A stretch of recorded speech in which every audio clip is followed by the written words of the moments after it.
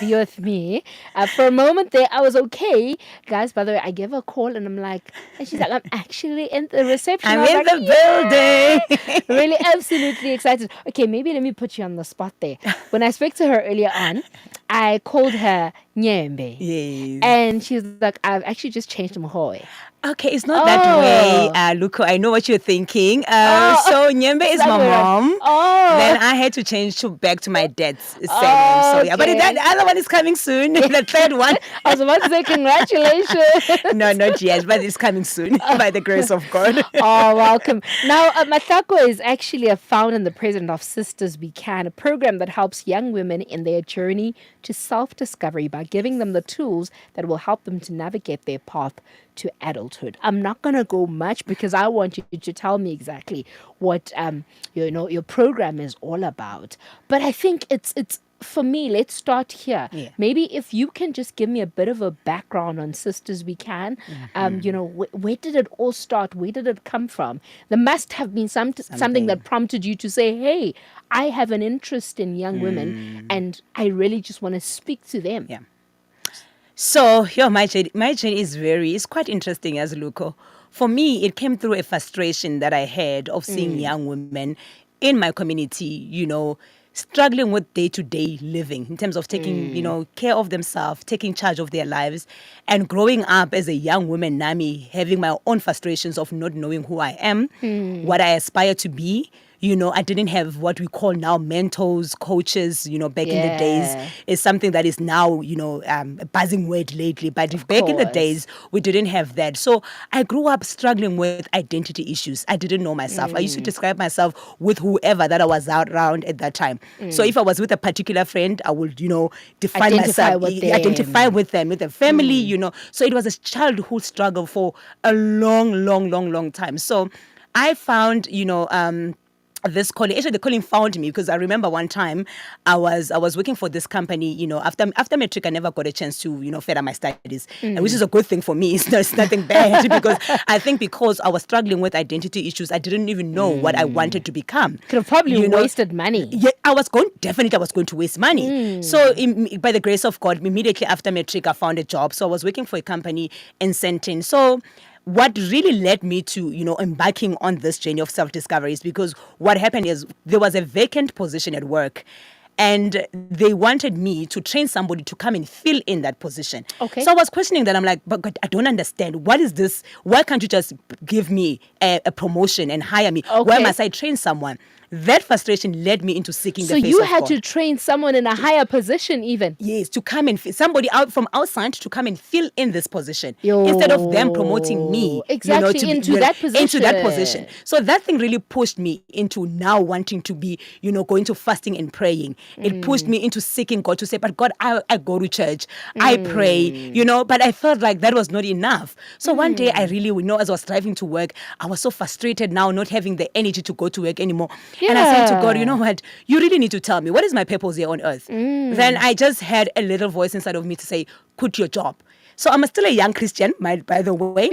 I'm still struggling with, hearing from God. I don't know. When I hear people, God said this, God said that. I'm like, how does God talk? Was it God or was it me?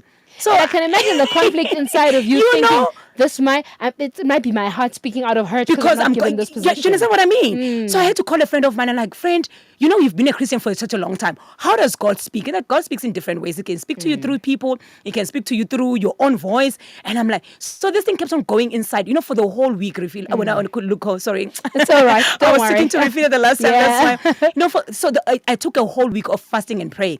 That thing kept on persisting in my spirit. Mahlako, you need to quit your job and I'll show you. I will show you why I called you on this. I'm like, but I've got bills that I need to pay. I'm the only one that is assisting my mom at home. So it doesn't make sense for me. God will always find you. If He wants you, He will always find you. And then it happened that I met someone. At that time, when I was young, I met this guy who was in business. He was a politician, and he was in business as well. And you know how guys, when they come into your life, they promise you heaven and earth. They sell you dreams. They will tell you that, I will buy you OR Tambo. You will see what plane you want. And And then I fell into that trap because when this guy came into my life, he promised me heaven and earth. And that's when I got the guts to quit my job because he told me that this and this and that and that and that. This was in September when I met the guy. So there was a bit of a positive to it. To it, yes. So September, October, November, guy was in my life. Everything was going well. So I was just bowling, living the life that I've always wanted. I eventually quit my job, Yeah. So everything was going well. Then December came, and I remember he promised me that we we're going to go, on an international trip. And, it didn't happen because he became so busy. January came when I called him now because now we need to start talking business. Because remember, I quit my job. Now people are, people are going back to work. And now I need to start living again. And then guess what? The subscriber that you've dialed, it's not a... Never. I'm telling you. There's no job. Guy is nowhere to be found. I'm thinking, no, maybe there's something because he's busy. Maybe there's some. And then he's been present the past couple of months. So and he's been consistent. Exactly. Consistent, helping me with a lot of things. But the only thing that we needed to do is just to make sure that the business side of things is working. Gets off the ground. Then when I called the subscriber you've dialed for 2 weeks, couldn't find. And that's when I had to go back into that. Remember the prayer that I made, the fasting and prayer that I made, and I heard the voice saying, quit your job and I will show you what I want you to do. Lukho, it was the hardest January of my life. I can imagine the guilt and just feeling, Lord, I substituted you with someone who promised. You understand when what you I mean? had made a promise to me. Exactly. I should have just listened to you. You understand what I mean? Now I'm frustrated. Bills are staring at me. My mom is angry because she's saying, girl, you ain't going to be sitting the whole day in my house. The takatsa how they're working out there. So what are you doing? So now then the same voice came back saying, now Mahlako, you are back. I want you. Remember you used to say you've got a frustration of seeing young girls not taking, charge of their lives. Even yourself, I need you with the experience that you've collected the past few months, and I need you to go around schools in Soweto, find orphanage homes, find young girls that you can mentor and talk to. Transfer the experiences that I've told you. Teach these young girls about God. The foundation, they need to know who God is. Because in self-discovery, you cannot discover yourself if you don't know who your creator is. So this is... But I'm like, God, I'm also still struggling. Like, do not worry. I am sending you. Just go. Lukho, and now also you're thinking... But this is not a business, Lord, so how do I make an income out of it? I think that's, for me, that was my thing. How am I going to live? How am I going to make money out of this? And then, I'm a very stubborn person by nature. If I don't understand something, I will not do it. Yeah. But for the first time in my life, I had to say, you know what, Mahlako, it's either you choose, because you know what, this time around, you don't have a way out. Yeah. I remember one time I woke up and I found, so my mom stays in Jabulani. So I was staying in Pasonia most of my life, Pasonia and Midrand. So I had to come back Lokshin. So now I had to identify schools around, my area. So you don't even know them that well. I don't even know them that because I didn't grow up in Lokshin. Hence, whatever that was happening, seeing these girls, I used to be frustrated seeing girls around 9 o'clock standing in the corners. I'm thinking, this is unfamiliar to me because in the bubs we don't see, So now, God said to me, you can't be judging these kids. You don't know what they go through. So for you to understand, go and be with them. Go and interact with them. I approached the school my first school was Pace Secondary School. It's not far from where I stay. I approached them. I told them who I am. And I told them that this is what I want to do with the girls. I think they were just like, okay, good luck. If they don't listen to you, they listen to us. I hope they're going to listen to you. And I'm telling you, the response was so positive. I mean, in 2010, when I started the program, I had about 250 young girls that I used to see on a weekly basis. Wow. So from 3 different schools and 2 orphanage homes. So the total was 250. Ask me how I took care of those girls. I don't know.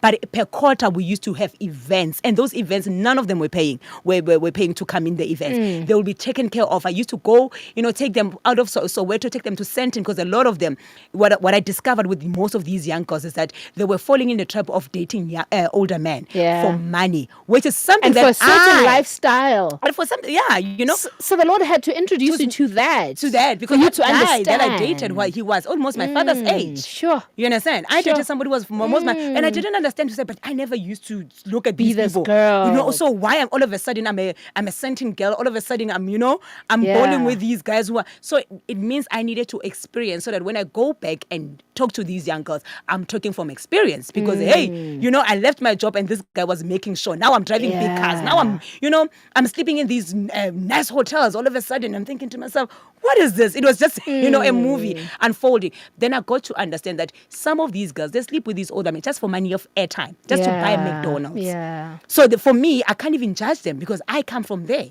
So now that's when my calling, that's when Sisters Weekend started.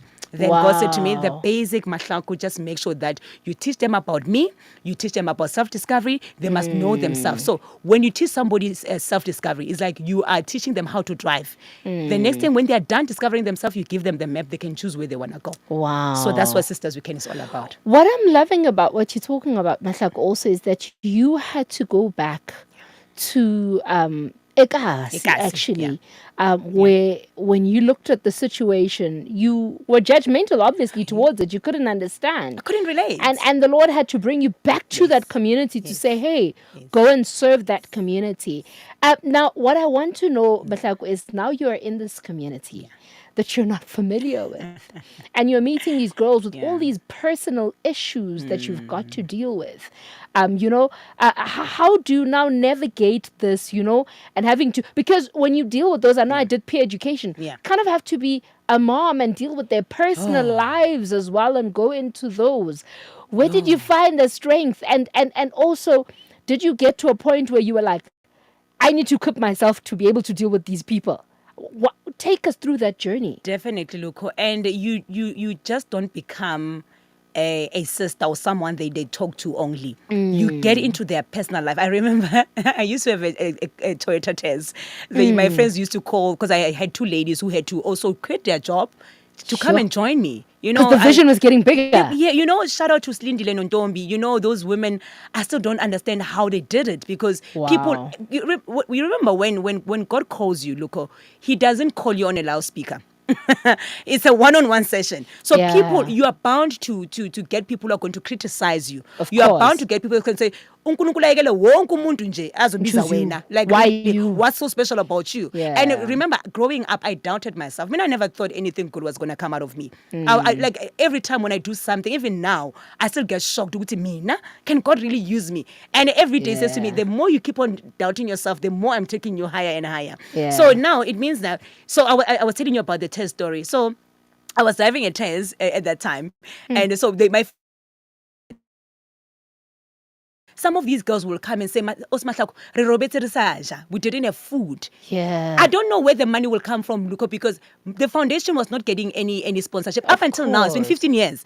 Sisters Weekend has never received any sponsorship. The only people that I must really give it to, what you call it, Sakumzi Maqubela from Sakumzi in Soweto. That man used to assist us a lot when coming to our events, with food and everything. But I really never had a lump sum of money coming to the account saying, this is for Sisters Weekend. No, like any other NGOs, no. So there was also, I'll remember the company, I'll remember it now, that the one that deals with Steak and Nico. I remember, what is it? There's a lady also called Geraldine. So she used to help me when I said to her, Geraldine, some of my girls have never been outside of Soweto. Can we just take them out to Sentin and watch a movie? They would be so excited because they've never been out of Soweto. But, so now going back to your question, it was so, God has been my teacher. I was very fortunate. The Holy Spirit Himself, He became a teacher to me.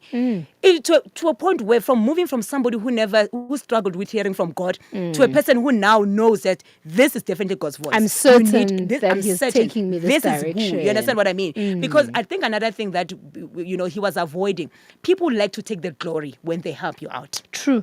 I've seen it a couple of times.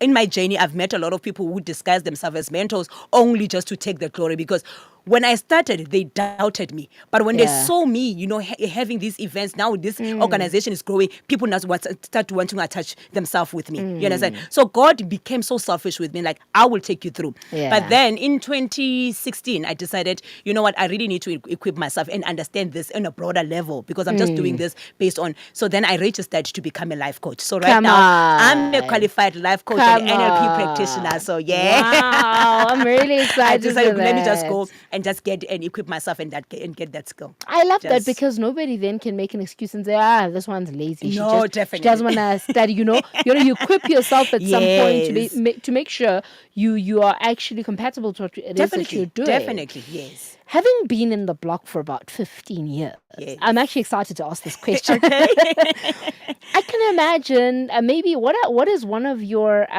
biggest success stories? Because I can imagine you probably found girls in high school. 15 years later now, there must be maybe that young girl that you found in a hopeless situation, or one who was struggling with identity at some point, and now you look back, you're like, I remember this particular one. Today she has made me proud. Loco, it's not even one. Exactly. My girls are making the moves. Huh? Like, every time when I see, next time I think you must have like 5 of them Come in through studio. with you. They must come here. You must see how they articulate themselves when they speak. You must see how they dress. Look, you can see that this one was a Sisters Weekend member. Yeah. There's this one particular, her name is Tato Mufukeng. I was looking at her the other day. Tato, when I look at her pictures, I see myself there, I'm like, Aibo. And then she confessed and says, Sis Mahlako, even when I'm dressing, I always say, Sis Mahlako dresses like this. Inspire me.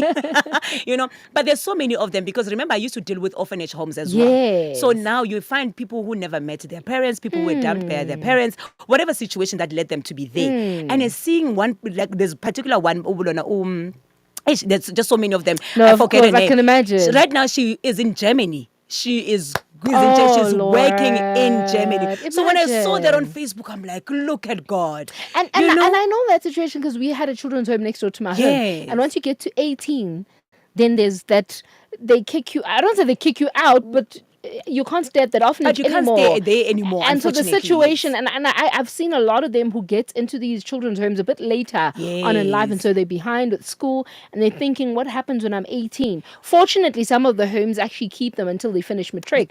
But it's always an anxiety for them to think, after 18, what's going to happen to me? So those stories really make me happy, because I'm like, you found your feet post that 18 mark. And some of them are married. There's another one that I talked to, Memory. She's married with 3 kids. She used to stay at the home. When I found her, she was short like this, very smart, very intelligent. Right now, she's always on the call. Now I'm her life coach. I'm coaching her when coming to her marriage and the kids and everything. She's married, and I'm thinking she's running her own business right now. And I'm going, there's just so many of them. And I'm still, fortunately enough that most of them, I'm still in contact with them. Some of their doctors, some of them, they're just making moves in the, in the professional way. Like, it's so amazing to see how they impact. And every time when they go back, let's say I'll be posting something on my status or posting something on my Facebook, they say it's because of Sisters Weekend that I'm who I am today. But at that time, when I was delivering those lessons, I used to doubt myself, because I'm thinking to myself, I also am struggling with my identity. But what I've seen, what I've noticed, that the more I was teaching these girls, I was also teaching back to myself. So the more I was giving to them, whatever that I was giving, I was coming back to me. Because right now, Lukho, you can never tell me anything about Mahlako. I know. You know exactly who you are. And no situation defines me. Wow. I know. When Paul says, I know how to live with or without. There was a time where I was at rock bottom, when I didn't have anything. But one thing that you can never take away from is that I know who I am. And for me, I think one thing that I want to give to every woman and every person out there, go on your journey to self-discovery. Know who you are. Because I'm telling you, I've been in the corporate space for about 10 years. If you do not know yourself in that kind of a space, you're not going to survive. You will not go. If you don't know who you are in a relationship, it's just a mere relationship between a boyfriend and a girlfriend. I'm telling you, look, it's a problem dealing with an individual who doesn't know who they are. You lose because yourself. Constantly you just need to be assuring them while we're supposed to be enjoying the relationship. No, I can't. There's the days where you feel like, no, today I'm not feeling pretty. That is okay.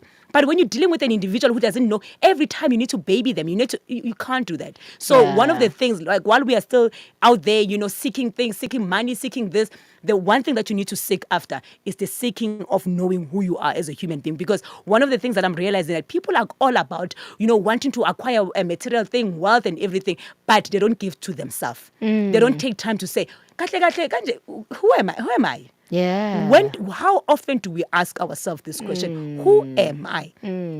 So those are the things that on a day-to-day, I love to reflect. You see, even after this, I'm going to sit home. I'm going to go home. I start reflect on the day. And I pose very difficult questions to myself. Because I can lie to the world, but I can never lie to Can't lie to yourself. You No. I can lie to the world. I can appear all good and everything. But one thing for sure is when I'm sitting by myself, those voices are coming. I'm like, ma'am, now we are back. Reality strikes and say, are you happy with who you are? Are you happy with the way things are in your life right now? So that is why you need to, as a human being, if there's one gift that you can give to yourself, is the gift of knowing who you are. It's not an easy journey, by the way.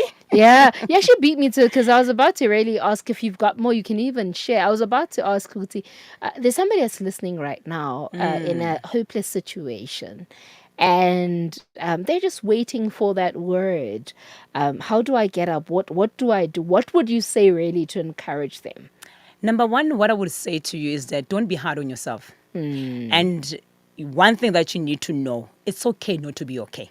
It's okay. I think people okay. we worry about wanting to be perfect, wanting to have it all together. It's okay. It's been 2 years, Lukho, without having any income right now, without having what people would call a job. Because me now I have a work, because my work is to wake up and preach to people, pray for people, counsel people, life coach people. But it's not something out there. I don't wake up in the morning like other people to go to work. To the office for to somebody who's used to that life, I mean, really, I was in the corporate space for 10 years. Yeah. You understand what I mean? I'm used to wearing my heels, and I love dressing up. Being a cop girl. I've been a cop girl, with my laptop and everything. So now I'm back to that thing that happened in 2010 where God is sitting me down again and say, now we're taking you to the next level. So I had to come again and just be in his presence for 2 years. For 2 years I've been at home. Wow. Without any job. Again, it has just been, God has just been mentoring me again. It has been the hardest journey, because number one, I felt like, it means I'm not good enough. Why are these things happening to me? It's bad luck. It's not bad luck. Understand the seasons that in your life. Yeah. There's different seasons in your life. And whatever that you are going through right now, trace back. Where are you in your because you can't want to move from winter and go straight to summer. There's seasons between that. Understand? So first of all, understand what season you are in. It's difficult if you are not a spiritual person. I always say to people, life is spiritual. So if I'm talking to somebody right now who doesn't understand spirituality, it's going to be difficult to hear the message that I'm saying to you right now. So for me, because I'm a spiritual being and I understand and I've got a connection with my God, I sit back when some things are not going well in my life. I'm like, okay, what season are we in right now, God? Because I don't want to rush and wear a short when I'm supposed to be wearing a jacket. Hey, come on. You understand what I catch mean? A cold. You understand what I mean? So tell me what season. Because sometimes also when God is withholding certain things from you, it's not because he hates you. He can see that you're not ready. I was saying to him the other day, I'm like, the millions that I'm praying about, because I know that one day you're going to make me a millionaire, because those orphanage homes are still waiting for me. There's so many things I still want to do. But if you gave me the money 2 years ago, I could have destroyed myself. I'm telling you, I could have destroyed myself. So sometimes God will withhold certain things from you, not because he hates you, Lukho, but because he can see, my daughter, you still need a bit of training. Mahlako, were you listening to the show? Were you listening to the show between 12 and 1? No, because Mfundisi Moya just went out. Oh, is it? And you are confirming and lamenting everything he just spoke about. God is good. The seasons and God, knowing that you're not ready for what you're praying for. A person being a spiritual being, you are literally just cementing what he spoke about. It can only be God. It can only be God. I don't want to lie to you. I was because before I came here, I was just busy with my mom. It's her birthday today, So I didn't even listen coming here. I was just in prayer the whole time. That's why I'm like, hey, how is this possible? No, but it's the honest truth. Look, I'm telling you, if God gave me the husband that I'm praying for 2 years ago, I was going to destroy that man. Hear it from me. The woman that I am today and right now, with the woman that I was 2 years ago, when I was still giving God grief. When is my husband coming? If that man met me 2 years ago, you would have destroyed I was going to destroy him. And possibly yourself as well. Even myself as well. You've been scarred by the situation. Because I thought I was ready. Age was allowing me. My beauty was allowing me. That's what we look at. I'm beautiful. I'm supposed to be married. It doesn't work like that, my sister. It doesn't. You need to get to a point where you prepare yourself. I was speaking to a young girl 2 days ago. She was saying to me, Mrs. Mahlako, the divorce rate is so high these days. I don't understand. I say, I'm not a prophet of doom. But I'm telling you right now, because a lot of us, we are rushing into this thing called marriage. We are not ready. Yeah. We don't even ask God, ukuthi, kahle kahle, which one do you have for me? Yeah. We choose, then after that, we take whoever that we've chosen and we give it to him. And we say, Lord, you work it out. You know, work it out. And he can't work with something that he didn't give it to you. Yeah. And okay, let's forget even about the guy. When yourself, my sister, have you done the work in yourself? Like I'm telling you right now, Mina, I thought I was ready because of what society says. You understand? Now I'm ready. But was I really ready? And that, what do they call it? Self-actualization and thinking, you know, I've got it all figured out. Figured out. Do you understand what I mean? The money that I'm praying for, look, I mean, I'm praying for millions because there's so many young girls among Dingai all around. There's so many things that I promised that I needed to do for them, that I still need to do for them. Imagine if God gave me that. I'm telling you, I was going to take that money and go to Greece. I was going to go to Santorini, girl. Now you know better. But now, when it comes, I'm sure maybe it will sit in the account for the whole month, just looking like, okay, it's here. Then we go back. So God, where do we do? I will still go to Greece, but I don't think it will be the first thing on the list. So yeah, no, I'm loving the sound of that. You know, time is not on our side, Mahlako, but I'm really, really appreciating this because identity is a real issue. Maybe what I want to ask you now, for instance, I have a 16-year-old. It's my niece, by the way. She's always just been my baby in the Eastern Cape right now. But maybe I've got a young one and I'd love to associate with them. You know, we live in the world of social media. You know, they might need your services. Or how does one reach out to you? And do you have a platform where you meet up with these girls besides having to go into the schools? Where is the organization at the moment? Yeah, because of COVID, 2020 really taught us to, you know, to get virtual, to get with the program, you know. So now I do have a WhatsApp number that I'm going to leave, but also I post a lot of my videos on TikTok, so I had to be on TikTok as well. So it's Lady N Mahlako Mogowe on TikTok. I'm also on Instagram. Is my coach Mahlako on Instagram. So now I started my YouTube channel. People have been saying, Mahlako, can you please be on YouTube? So now I started my YouTube channel. So I'm gonna have a show there. It's called Let's Talk with the Coach Mahlako. So there's a lot of my teachings are going to be on my YouTube channel. So also on my YouTube channel is Lady N Mahlako Lady N Mogowe, and Facebook Mahlako Lady N Nyembe Mogowe. So they can follow me on those platforms. Whatever message that I like when I upload, I upload on all the social media platforms. But if they want one-on-one sessions, I'm going to leave my number, which is 060-980-6162. This is the one I have. The one that you have. That's the one, yes. Perfect. And then they can also reach me on email, ladyanster@gmail.com. So it's LADYANNSTER@gmail.com. Absolutely love it. Anyway, thank you so much for joining me, Lady Mahlako. Absolutely love it. And I really just pray that the Lord continues to bless you in the work that you're doing. And I'm grateful to Refila for throwing you over my direction. So really that he blesses you doing a great work. There really is a huge need. You know, people might just think the whole thing of embracing girls is a movement by older females. I know there was a time where they said that, but there is still a need. If we stepped up for our little sisters, whether born with them or not, if we stepped up for them, if we held them close to us and taught them of our mistakes as well, then we would be saving them from a whole lot of things. I think it's sad that it's in this day and age, issues such as teenage pregnancy are persisting when we're here to say, hey, look out, look out. So I'm really glad that there's still a young woman, I'll say young, because you are definitely a young woman that is talking from a place of love and not from a place of trying to scare the young people, because there's also that way we try to scare them away, you know, you're pregnant, and you're not going to connect with them when you scare them away. And that's what makes them rebellious, because they want to prove to you that I'm not like you. Then they fall into the same traps. Exactly. So thank you so much, Sansan. Thank you for being the voice of reason and of love to the young people, selling yourself out for them to learn. So thank you so much, and God bless you. Thank you for the opportunity, Lukho. God bless you too. Advertiser ibhizinisi lakho ku Radio Pulpit ube semgangathweni.